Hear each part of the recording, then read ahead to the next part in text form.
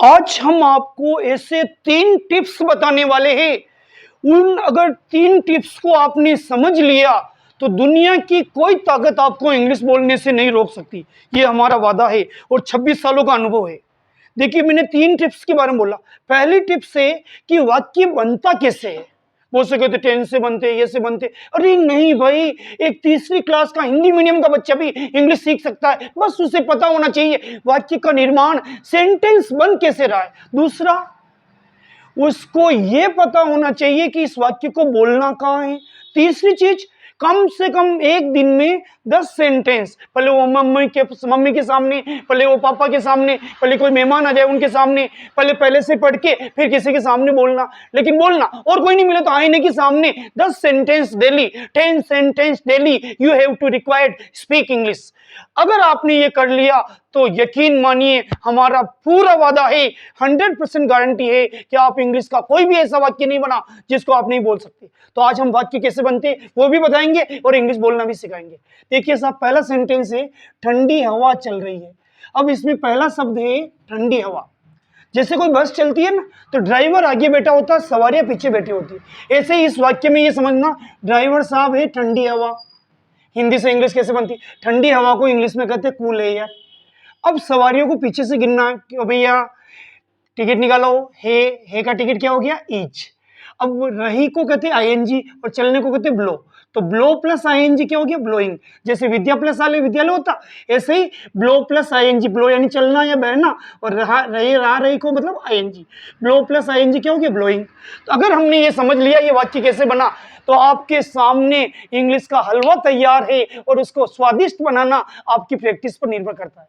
तो वापिस समझिए, ड्राइवर साहब है ठंडी हवा, उसको इंग्लिश में कहेंगे कूल एयर। सवारी नंबर 1 पीछे से, हे को कहेंगे ईच, चल रही को कहेंगे ब्लोइंग। अगला वाक्य इसी को थोड़ा बड़ा किया गया है, बस फुल भरी हुई है। आज ठंडी हवा चल रही है, आज को कहेंगे टुडे, ठंडी हवा को कहेंगे कूल एयर, हे को कहेंगे ईच, चल रही को कहेंगे blowing. Today cool air is blowing.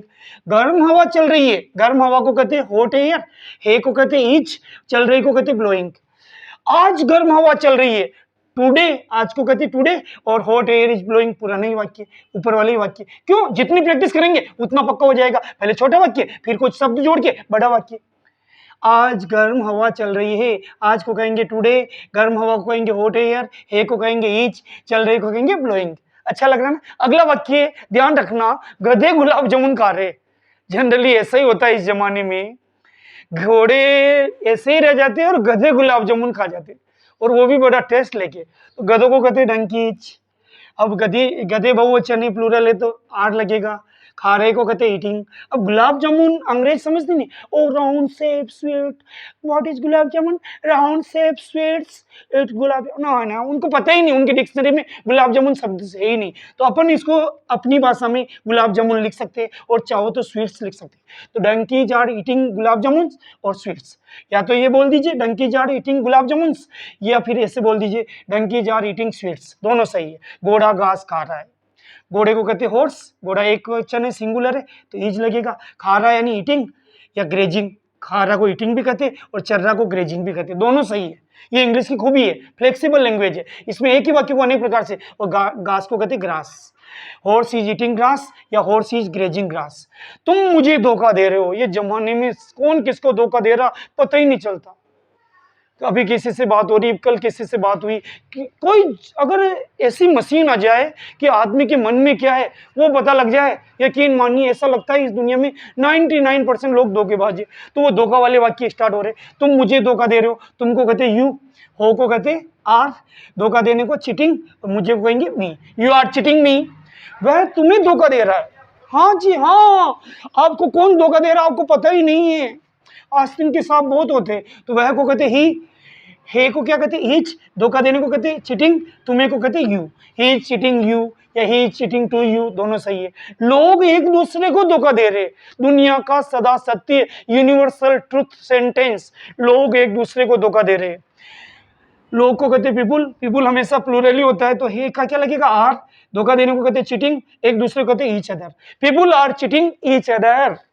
अच्छा वाक्य है, ऐसे वाक्य को बोलना है, मौका देखना है, दस्तूर देखना है, समय देखना है, और कुछ नहीं मिले तो आईने के सामने अपने आप को देख के बोलना है कि आज मैं ये वाक्य इसके सामने बोलूंगा या बोलूंगी। फिर देखिए आपकी इंग्लिश कितनी कमाल की हो जाती है। मेरा दोस्त मुझे धोखा दे रहा है, माई फ्रेंड इज चीटिंग मी। मेरे दोस्त को कहेंगे माई फ्रेंड, हे को कहेंगे इच, धोखा देने को कहते चीटिंग, मुझे कहेंगे मी। सब एक दूसरे को धोखा दे रहे हैं, सबको कहते ऑल। हेल्पिंग वर्ब लगी और, चीटिंग यानी धोखा दे रहे each others, all are cheating each others. अगला से वह अपने परिवार को धोखा दे रहा। हाँ, कुछ बच्चे पढ़ते नहीं है, सीखते नहीं, मतलब वो अपने आप को भी धोखा दे रहे, परिवार को भी धोखा दे रहे।